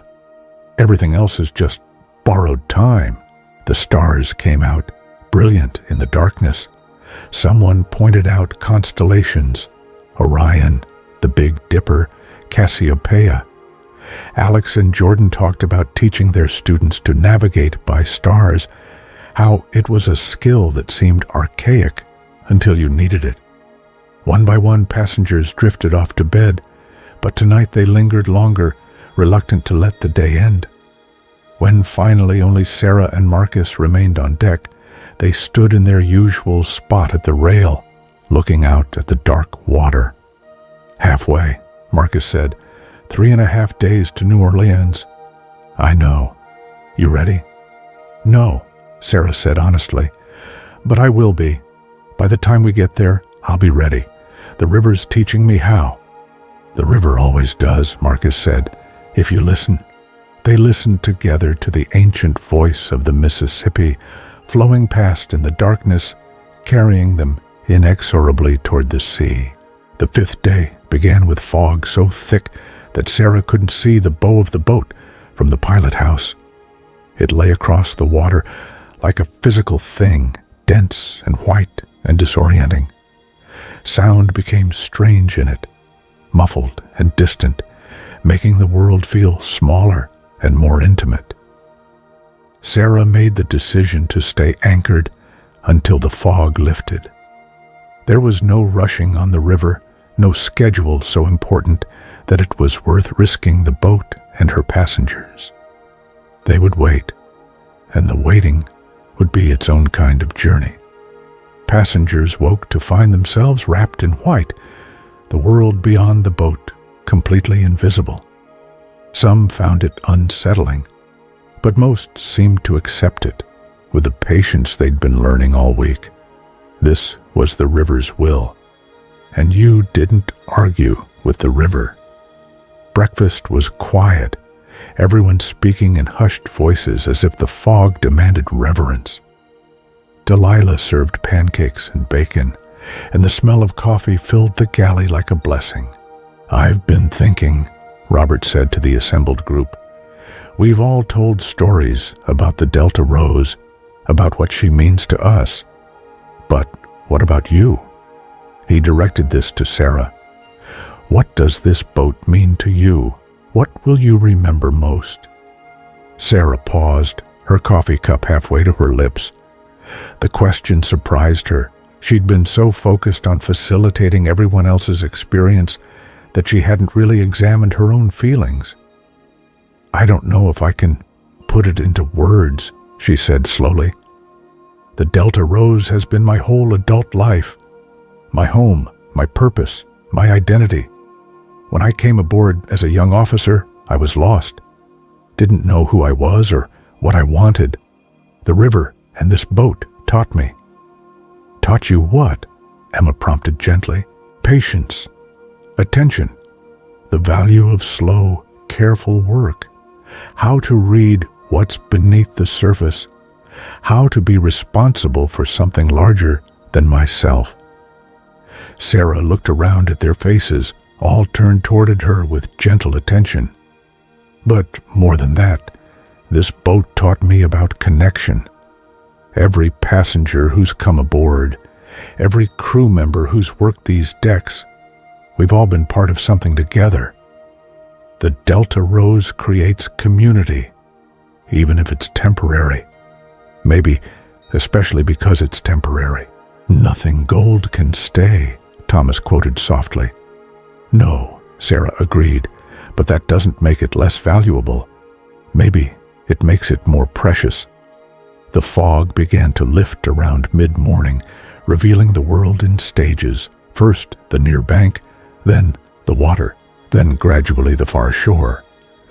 It was like watching creation happen, matter emerging from formlessness. Passengers stood at the rails, watching the unveiling with quiet wonder. By noon, the visibility was clear enough to travel. Sarah gave the order to raise anchor, and the Delta Rose eased back into the current, continuing her journey south.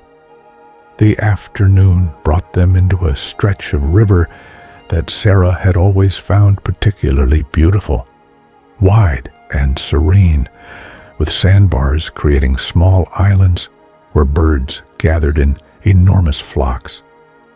Egrets and herons, pelicans and cormorants, all living their lives in the Mississippi's embrace.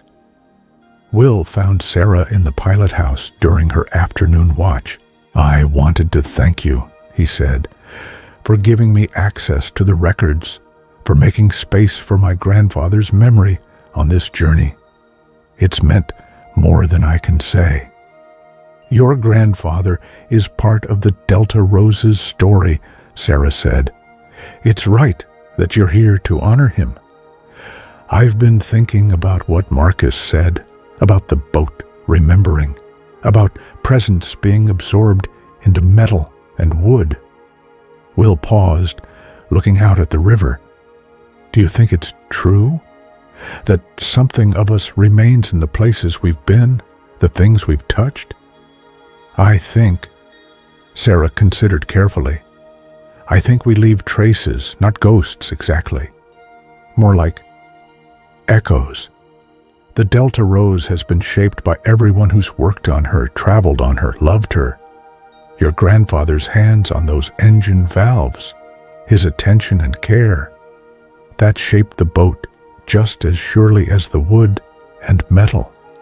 So, yes, I think something of him remains." "That comforting," Will said quietly. "The idea that we don't just disappear, that we leave something behind." "We all leave ripples," Sarah said, "like dropping a stone in the river. The ripples spread out, touch other things, create effects we might never see.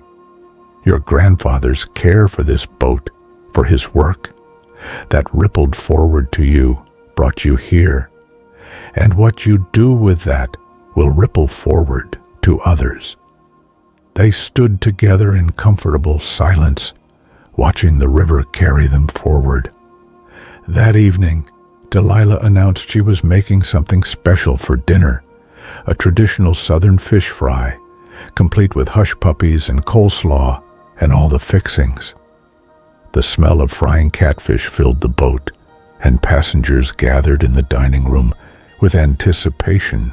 The meal was boisterous and joyful, with people passing plates and sharing stories and laughing in the way that people do when they've become comfortable with each other. The formal boundaries that had existed at the journey's beginning had dissolved. These weren't strangers anymore. They were companions, fellow travelers, something like family.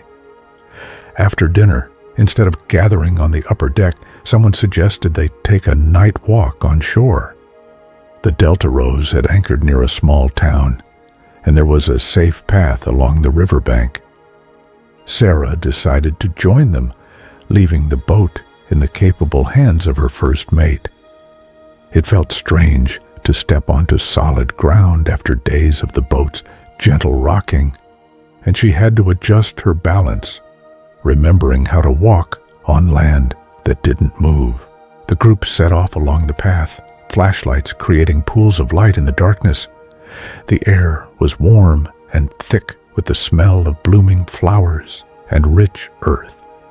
Frogs sang their evening chorus, and somewhere in the distance, a whippoorwill called its name over and over. Emma walked beside Sarah, camera around her neck, but not raising it. Just walking, being present. "When this is over," Emma said quietly, "when the Delta Rose is gone, what will you do?" "I honestly don't know," Sarah admitted. "I've been avoiding thinking about it, but I suppose I'll have to figure it out." "Come travel with me," Emma said impulsively. "I have assignments all over the world. You could see oceans, other rivers, experience different kinds of water, different kinds of journeys." Sarah felt a flutter in her chest. Fear or excitement, she couldn't tell which. "I've never been anywhere," she said. "Never left the Mississippi, really. 32 years on this same stretch of river." "Then maybe it's time," Emma said gently. The river taught you how to navigate. Those skills travel. You just need new waters." Sarah didn't answer, but she held the idea carefully, like something precious that might break if squeezed too hard. The group walked for perhaps an hour before turning back. By the time they reached the Delta Rose, everyone was pleasantly tired, ready for bed. They climbed the gangway in ones and twos, calling out goodnights, disappearing into their cabins. Sarah stood on deck alone, looking up at the stars. 2 more full days, she thought. 2 more days of this life. And then what? The question hung in the night air, unanswered. The 6th morning brought with it a quality of light that seemed different, sharper, more urgent, as if even the sun knew that time was running short. They were getting closer to New Orleans now, close enough that the river had begun to change character. The banks drew closer together, and signs of human habitation increased. More houses, more docks, the occasional bridge spanning the water. At breakfast, the mood was subdued. No one said it outright, but everyone felt it. The approaching end, the knowledge that tomorrow would be their last full day aboard the Delta Rose. Sophia was quiet, picking at her food. When Emma asked if she was okay, the girl's eyes filled with tears. "I don't want it to end," she said simply. "I know that's childish, but I don't. I want to stay on this boat, on this river, forever. I want to stop time." "That's not childish," Margaret said gently from across the table. "That's human. We all want to hold on to the beautiful moments, keep them from slipping away." "But they do slip away," Sophia said. "Everything ends." "Yes," Robert said, "but that's what makes them precious. If this journey lasted forever, it wouldn't be special. It's special precisely because it's temporary, because we know it matters now, in this moment, while we have it." "That's a very Buddhist perspective, Mr. Kowalski," Alex said with a slight smile. "I'm a Methodist," Robert said dryly, "but I've been married for 43 years. You learn to hold things lightly, or you crush them." After breakfast, Sarah made an announcement. They would be passing through one of the most historic sections of the river today, the stretch where some of the greatest steamboat races had taken place in the 19th century. The Robert E. Lee and the Natchez had raced from New Orleans to St. Louis in 1870, a competition that captured the nation's attention. The Robert E. Lee won, Sarah explained to the assembled passengers.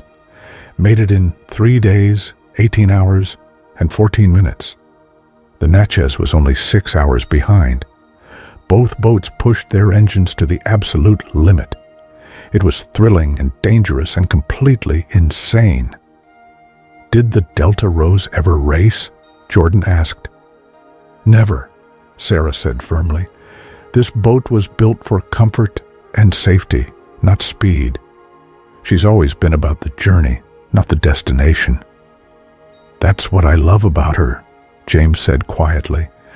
"In a world that's always rushing, the Delta Rose insists on taking her time."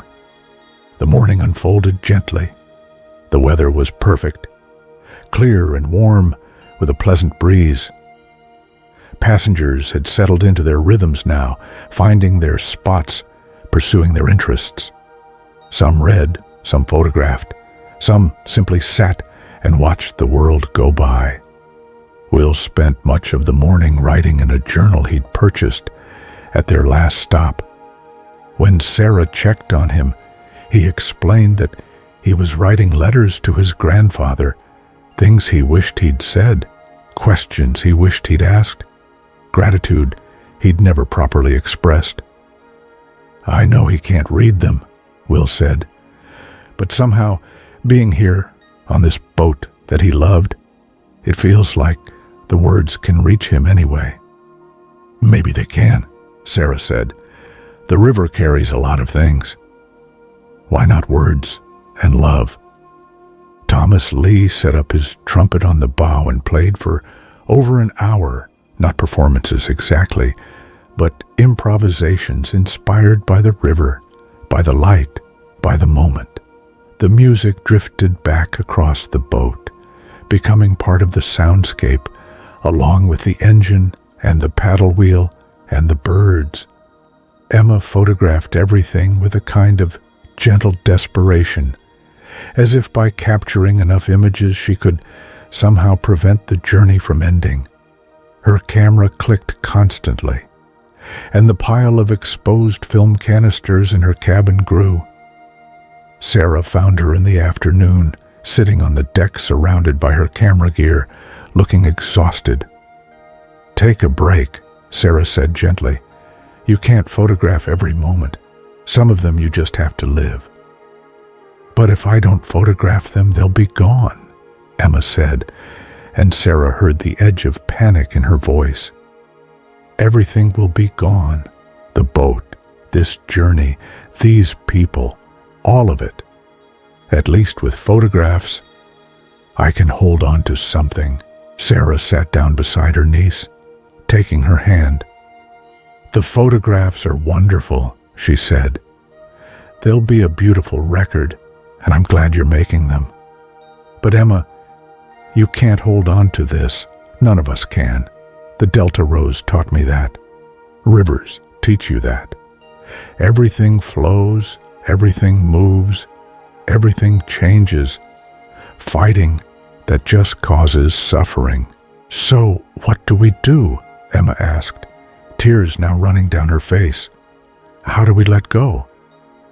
"Gently," Sarah said, "with gratitude. We say thank you for what we've had, and we let it go with open hands. And then we trust that new things will come, even if we can't see them yet." Emma leaned against her aunt's shoulder and cried quietly. Sarah held her, looking out at the river that had taught her so much about letting go, about trusting the current, about moving forward even when you wanted to hold still. Dinner that evening felt like a last supper, though technically they still had one more day. Delilah had prepared everyone's favorites from throughout the week, a bit of everything, a feast of memory. The dining room buzzed with conversation and laughter, but underneath it all was a thread of sadness, of anticipation, of approaching loss. After dinner, the passengers gathered on the upper deck for what they all knew would be their last evening circle. The sun was setting in spectacular fashion, painting the sky in shades of orange and pink and purple that seemed almost too vivid to be real. No one spoke for a long time. They simply sat together, watching the light change, watching the day end. Finally, Margaret broke the silence. "I want us to make a promise," she said. "All of us, here and now, that we won't lose touch, that we'll remember each other, check in, stay connected. This journey, these people, they're too precious to just let slip away into memory." There was immediate agreement. Email addresses were exchanged, phone numbers written down, promises made to send photographs and letters and updates. "We should do a reunion," Sophia suggested, her enthusiasm returning. "In a year, all of us back in Natchez or New Orleans. Even if there's no boat, we can still gather. Remember together." "I love that idea," Alex said. Jordan nodded agreement. One by one, people voiced their commitment. Yes, they would stay in touch. Yes, they would gather again. Yes, they would hold on to this connection that the Delta Rose had created. As full darkness fell, James brought out his guitar one last time. But instead of folk songs or blues, he played something Sarah recognized. Amazing Grace, that old hymn of salvation and finding your way home. People began to sing, their voices rising into the night air, harmonizing without planning, creating something beautiful and spontaneous and utterly right. Even those who weren't religious found themselves singing, because this wasn't really about religion. It was about grace, about gratitude, about the mystery of being alive and together on this river at this moment. When the song ended, the silence that followed was profound. Sarah felt it in her chest, a mixture of sorrow and peace, of ending and beginning, of loss and love, all tangled together in a way that defied separation. "Thank you," she said, her voice carrying across the deck. "Thank you all for being here, for loving this boat, for making this final journey what it needed to be." "Thank you for carrying us," Robert replied, "for all these years, for all these miles." One by one, passengers rose and came to Sarah, embracing her, thanking her, some with tears in their eyes. She held them all, these people who had been strangers 6 days ago and were now something far more precious. When everyone had finally gone to bed, Sarah remained on deck with Marcus, as had become their ritual. "Tomorrow we reach New Orleans," Marcus said. "Tomorrow we reach New Orleans," Sarah echoed. "You going to be okay?" Sarah took a long breath, considering the question honestly. "I think so," she said finally. "I think the river's been preparing me all along, teaching me how to let go, how to trust the current, how to say goodbye." "The Delta Rose picked a good captain," Marcus said. "All those years ago when they chose you, they picked right." "So did she," Sarah said, patting the rail affectionately. "She got a good chief engineer, too." They stood together in comfortable silence, two old friends on an old boat, watching the stars reflect in the dark water, listening to the river flow past on its eternal journey to the sea. The night deepened around them, peaceful and vast. Tomorrow would bring endings, but tonight, there was only this, the gentle rock of the boat, the sound of water against wood, the vast Mississippi carrying them forward into whatever came next. And that, Sarah thought, was enough. The 7th morning arrived too soon and not soon enough. Sarah woke before dawn, as she always did, but lay in her narrow bed for a few extra minutes, listening to the familiar sounds of the Delta Rose, the creak of wood, the gentle lap of water, the distant call of a bird greeting the day. This was the last time she would wake up in this cabin, the last time she would dress in this small space that had been her home for 32 years, the last time she would walk these familiar steps to the deck to watch the sunrise. She forced herself to rise, to go through the motions of mourning, but everything felt weighted with significance, every action a last time. On deck, the sky was beginning to lighten, that brief, precious moment between night and day when the world holds its breath. Sarah stood at the rail with her coffee and watched the transformation, trying to memorize every detail, every shade of color, every quality of light. Emma found her there, also unable to sleep. "Last sunrise," Emma said softly.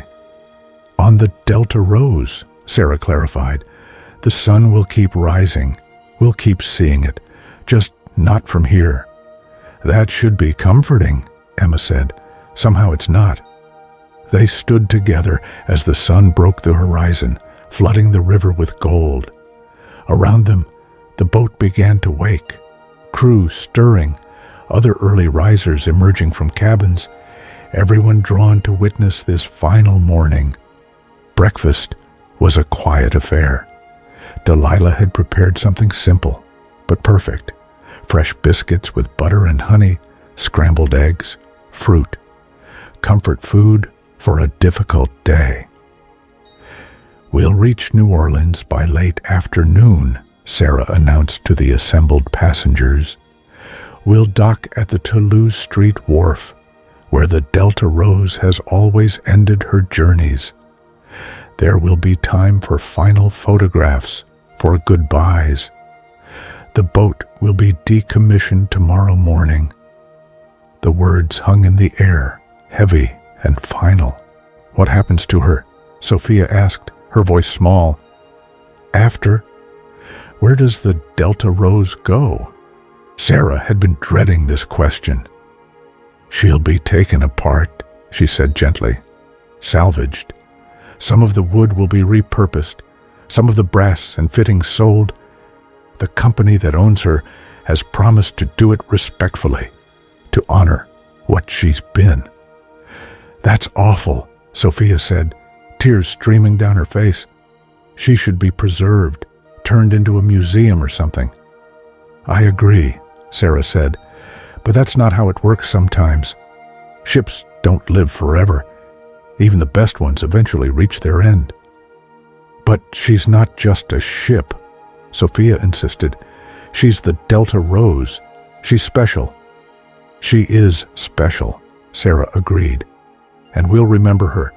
That's how she lives on, in our memories, in our stories, in how she changed us. That's more permanent than wood and brass." The morning passed too quickly. The Delta Rose moved steadily downriver, and the signs of approaching New Orleans multiplied. More bridges, more industrial sites, more boat traffic.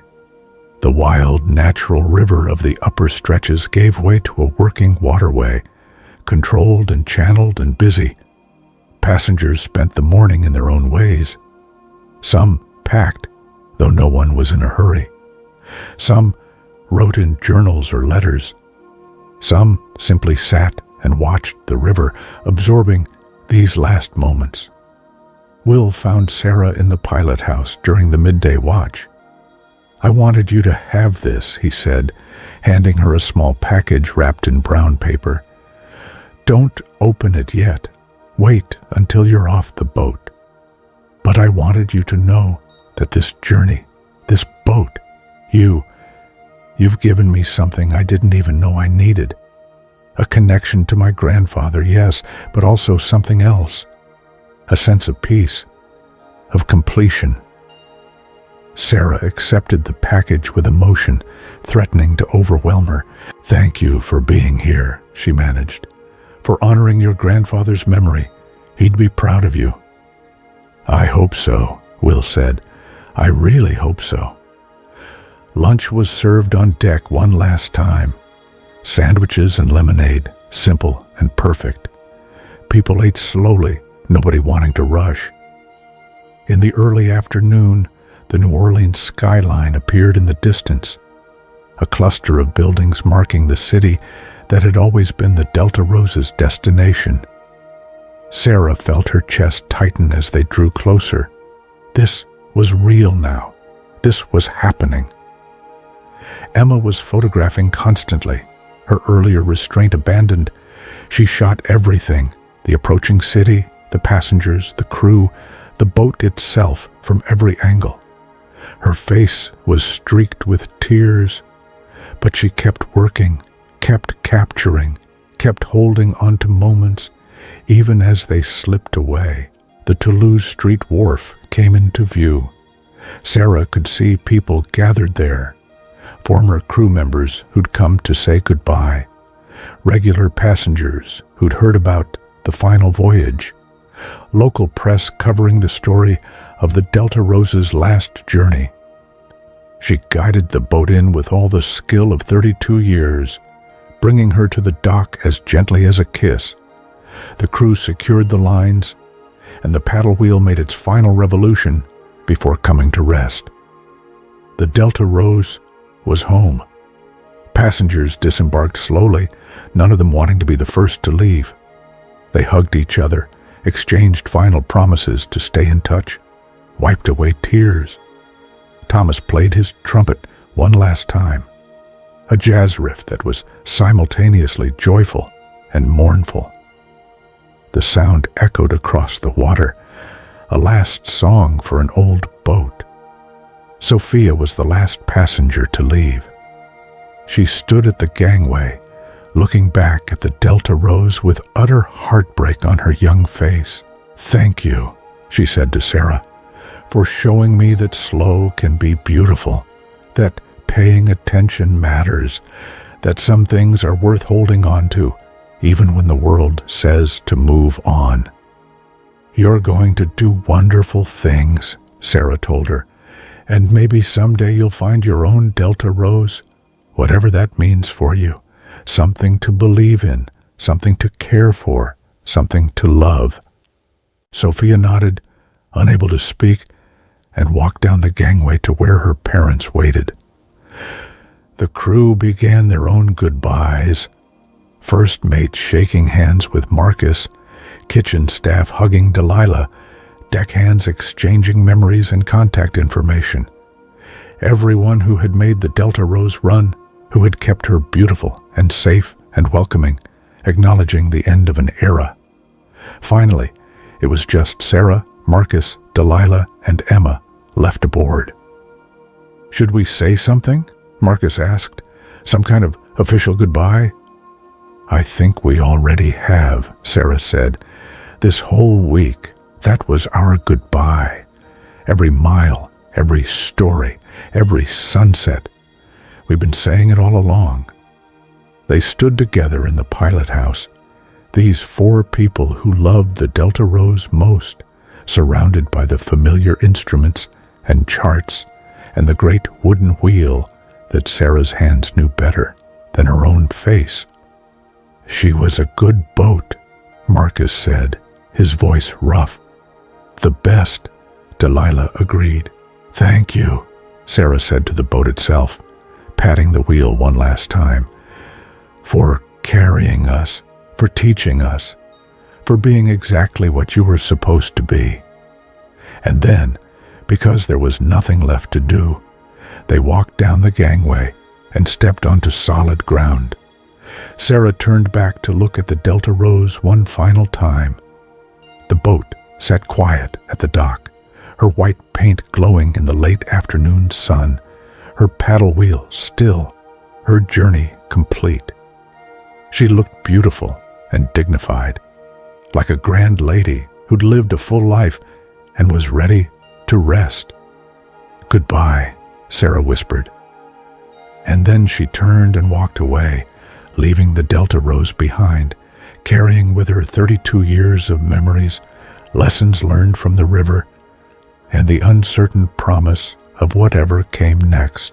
3 months later, Sarah stood on the banks of the Mississippi near Natchez, watching the water flow past. In her pocket was the package Will had given her. She'd opened it the day after the Delta Rose was decommissioned, finding inside a photograph. It was the crew photo from the 1940s, the one Will had found on the boat, but he'd had it enlarged and restored, and now you could see Isaiah Grant's face clearly, a young man, serious and proud, standing with his fellow crew members. On the back, Will had written, "Thank you for helping me find him. Thank you for carrying his memory. Thank you for the Delta Rose." Sarah had framed it and kept it on her mantle, a reminder of what the boat had meant, what it had given. She'd taken Emma up on her offer to travel. They'd been to 3 countries already, photographing rivers, the Thames, the Seine, the Danube. Sarah had learned that her skills did travel, that the patience and attention the Mississippi had taught her worked on other waters too. But she kept coming back here, to this bank, to this river, not to mourn, but to remember, to say thank you, to acknowledge that the Delta Rose was gone, but what she'd created, the connections, the memories, the lessons, remained. Her phone buzzed. A text from Margaret Kowalski. Reunion next month. Everyone's confirmed. Can't wait to see you.